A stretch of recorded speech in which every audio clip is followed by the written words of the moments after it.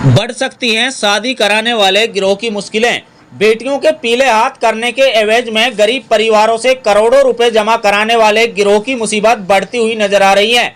CRPF सेवानिवृत्त commando हिदायत खान कांग्रेस नेता ने इस मामले में एसपी नरेंद्र सिंह बिजारनिया से लेकर उपायुक्त धीरेंद्र खटगड़ा को तक शिकायत कर दी है। इतना ही नहीं, शुक्रवार को हिदायत खान कमांडो व उनके सहयोगियों ने उपायुक्त धीरेंद्र खटगड़ा के माध्यम से मुख्यमंत्री हरियाणा को ज्ञापन भेजकर शादी कराने वाले गिरोह के सदस्यों पर कानूनी कार्रवाई की मांग की है। आपको बता दें कि हरियाणा के मेवात तथा राजस्थान के मेवात क्षेत्र में कुछ गिरोह काफी समय से गरीब लड़कियों की शादी कराने के एवज में लाखों रुपए जमा कराते हैं और फिर दहेज में उस रकम के बदले डबल रकम दहेज देने का लालच देकर बड़ी तादाद में लोगों को अपना शिकार बना रहे हैं। कुछ सफल शादियां कराने के बाद लोगों में इस गिरोह के विश्वास जमाने की भरपूर कोशिशें की, जिसके चलते उनके पास लोग अपनी बेटियों के हाथ पीले कराने के लिए लाइनों में लगकर रकम जमा कराने पहुंचने लगे।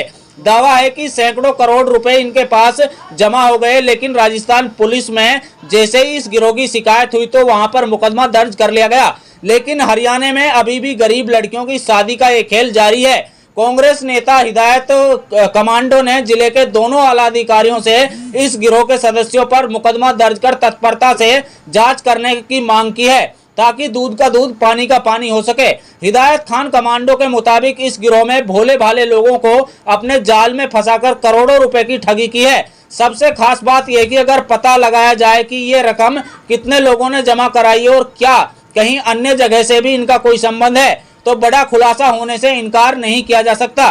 कुल मिलाकर मामला लगातार मीडिया में सुर्खियां बटोर रहा है, जिससे शादी कराने वाले गिरोह से जुड़े हुए लोगों के पसीने छूटने लगे हैं। हिदायत कमांडो का दावा है कि कई गिरोह के सदस्यों ने उनसे संपर्क साधा है और कानूनी कार्रवाई न करने की बात उनके सामने रखी है, लेकिन कांग्रेस नेता हिदायत खान कमांडो ने साफ शब्दों में कह दिया कि कानूनी कार्रवाई कराकर ही दम लिया जाएगा। आपको बता दें कि हरियाणा तथा राजस्थान के मेवात क्षेत्र में ऐसे सैकड़ों लोग हैं जिन्होंने अपनी बेटियों की शादियों के लिए इन एजेंटों के पास रकम जमा कराई हुई है, लेकिन एजेंट रकम वापस लौटाने का झूठा प्रलोभन दे रहे हैं। मीडिया में मामला सुर्खियों में आने के बाद कुछ एजेंटों ने दहेज का आधा अधूरा सामान भी लोगों को दिया है, लेकिन अब बड़े पैमाने पर शिकायत होने के बाद ऐसे लोगों की मुश्किलें बढ़ने जा रही हैं। मामला तो यहां तक सामने आ रहा है कि इन गिरोह के साथ कुछ यूट्यूबर भी जुड़े हुए हैं, जो इनके द्वारा आयोजित कराई जाने वाली शादियों के प्रचार प्रसार में काफी समय से अहम भूमिका निभाते नजर आ रहे हैं। कुल मिलाकर डीसी धीरेंद्र खटगड़ा तथा नरेंद्र बिजारनिया एसपी ने मामले की गंभीरता को देखते हुए उचित कार्रवाई का भरोसा दिलाया है। देखिए रिपोर्ट। मैं आपको बता दूं, आपके चैनल के माध्यम से शादियों के नाम पे फ्रॉड, एक बड़े लेवल पर घोटाला चल रहा है, जो कई हजार करोड़ का स्कैम है। अपने आप में बड़ा, मैं कहता हूं कि बहुत बड़ा घोटाला है और इसका बहुत जल्द पर्दाफाश होगा। प्रशासन से मैं परसों एसपी साहब से भी मिला, क्योंकि परसों साहब डीसी साहब मौजूद नहीं थे। मुझे अभी डीसी साहब को ज्ञापन दिया, मैंने डीसी साहब के मार्फत सीएम साहब को भेजा है और अभी मैं डीसी साहब से मिल के आया हूँ। ये मामला ये जो राजस्थान से लेकर हरियाणा तक फैला हुआ है, हरियाणा में भी 5-6 गिरोह सक्रिय हैं। कि शादियों के नाम पे बड़े लेवल पे एक मामला चल रहा है। हमारे पास 4 कंप्लेनेंट पहुंचे थे, 2 सैकुल के खिलाफ जो राजस्थान के जो बड़े एजेंट थे, और 2 इसके मौलाना अरशद के खिलाफ 2 कंप्लेनेंट पहुंचे थे, कयूम नाम के और मुबारिक नाम के, और दोनों ही जिनका हमारा यह नूह जिला लगता है, तो वो हमारे कमांडो कार्यालय पहुंचे। तो उनसे पता चला कि उनके साथ भी इस तरह का फ्रॉड हुआ है, उनके पैसे जमा कर लिए, उनको सामान नहीं दिया गया, बेटी की शादी है। तो ठीक डीसी साहब से मिले हैं, क्या भरोसा मिला है? डीसी साहब ने कहा कि बिल्कुल इसके बड़े लेवल पर हमारी जांच है, इस पर हमारी नजर बनी हुई है और ये हमारे नजर में है, और बिल्कुल इस पे बड़े लेवल पे कार्रवाई हम करेंगे, बहुत जल्द इस पे कार्रवाई करेंगे। और जितने भी शिकायत करता है वो फौरन इनके खिलाफ एफआईआर दर्ज कराएं और जितना जल्दी हो सके दर्ज कराएं। और मैं लोगों से भी अपील करता हूं कि भाई शिकायत करता हमसे कमांडो टीम से आके मिल सकते हैं।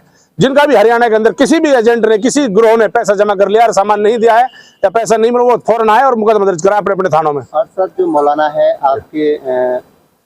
आपको लेकर एक वीडियो जारी की है उन्होंने, उस वीडियो को लेकर आप क्या कहना चाहेंगे? उस वीडियो को मैं ये कहना चाहता हूं कि अब वो सफाई दे रहा है कि मैं एक एक आदमी का पैसा चुकाऊंगा, सबकी शादी कराऊंगा, सबका पैसा दूंगा। तो मैं यही कहना चाहता हूं कि उसके गुमराही में ना आए, आप मुकदमा दर्ज कराएं, तभी जाकर ये पैसा मिलेगा। अदरवाइज ये लोग फिर रास्ता कोई नया खोज लेंगे। आपको फौरन सभी जितने शिकायत करता है, जितने पीड़ित है, फौरन मुकदमा दर्ज कराएं, तब जाकर इनका पैसा भी मिलेगा, आगे इनकी शादियों का सामान भी, जो भी कुछ ऐसा कुछ होगा तो उसका मिल पाएगा। नहीं तो ये लोग कहीं भी फरार हो सकते हैं, भाग सकते हैं। वीडियो तो कहीं से भी कोई बना सकता है। इनको आमने सामने आके मिलना चाहिए और शिकायतकर्ताओं की शिकायत दूर करनी चाहिए। ईद के बाद एक बड़ा खुलासा, बड़ा बवाल यहाँ पे देखने को मिल सकता है। अगर बेटियों के सामान का दहेज जो नहीं मिला तो क्या कहना है? बिल्कुल, रमजान की वजह से लोग शांत है, इसीलिए लोग सड़कों पे नहीं है, कहीं ना कहीं लोग परेशान है।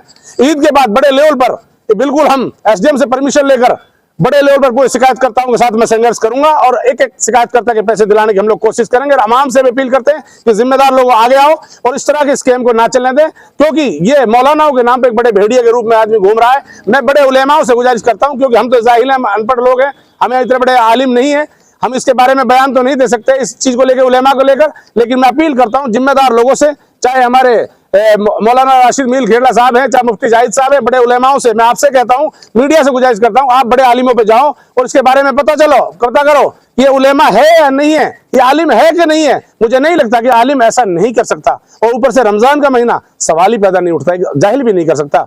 आखिर ये लोग किस रूप में, किस भेड़िए के रूप में घूम रहे हैं, इनके खिलाफ सख्त कार्रवाई होनी चाहिए। गरीब इलाका है, अपनी बहन बेटियों की शादी, यानी कि जो बेटियां हैं उनके पीले हाथ करने में बड़े असमर्थ होते थे।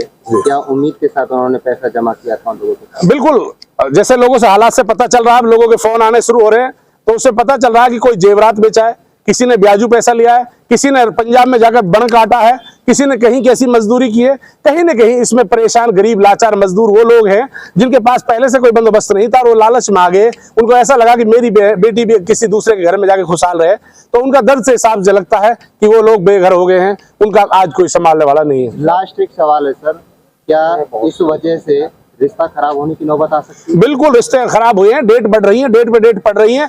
ऐसा भी एक वाकया आया, उस लड़के ने कहा कि रिश्ता हमारी बहन का बिगड़ गया, लेकिन सामान का वादा किया है। सिर्फ सामान की वजह से हम कंप्लेंट नहीं दर्ज करा रहे हैं। अभी दो बंदे और भी आए थे खेड़ा गांव से, तो उन्होंने कहा कि हमारी बहन का भी रिश्ता बिगड़ गया। तो ऐसे केस बहुत हो रहे हैं, क्योंकि समय पे बारात तय कर दी जाती है और इनकी तय के अनुसार ही रोज सामान के ऊपर बात होती है, फिर ये लोग नखरे करने शुरू हो जाते हैं, उनके रिश्ते बिगड़ जाते हैं। बड़ा हालात और जलालत फैल रही है बहन बेटियों की। क्या अपील करना चाहेंगे इस तरह के लालच में लोग ना फंसे? बिल्कुल, मैं आपके चैनलों के माध्यम से जितने भी प्रेस के साथी हैं, मैं अपील करना चाहता हूँ, हाथ जोड़ के गुजारिश करना चाहता हूँ, मेहनत कर लो, मजदूरी कर लो, अपनी बेटी को जरूरी नहीं इतना दहेज दो। आपकी बेटी एक जोड़ी कपड़े पहन के चली जाए, लेकिन इज्जत से चली जाए, वो ज्यादा बेहतर है। आप इस कच्चे लालच में ना पड़े, ये बहुत बड़ा एक लालच का धोखा है और इसमें आप लोग बर्बाद हो जाओगे। इस लालच से आप बचे। कितने इलाके के लोग हैं और कितना पैसा जमा हो सकता है इलाके का?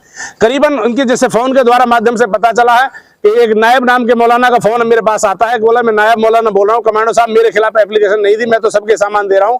तो उसने फिर तारीफ की खुद ही अपने आप में, उसने कहा फोन में, मेरे पास रिकॉर्डिंग है, कि हम 4000 शादियां करा चुके हैं। आप सोचिए, जो आदमी कह रहा मैं 4000 करा चुका हूं, 4000 एवरेजन आप लगा लीजिए, एक आदमी से 1-1.5 लाख रुपए लिया जाता है, 1.5 लाख, तो 4000 का आप 1.5 लाख से इंटू कर लीजिए, कितने हजार करोड़ का घोटाला है।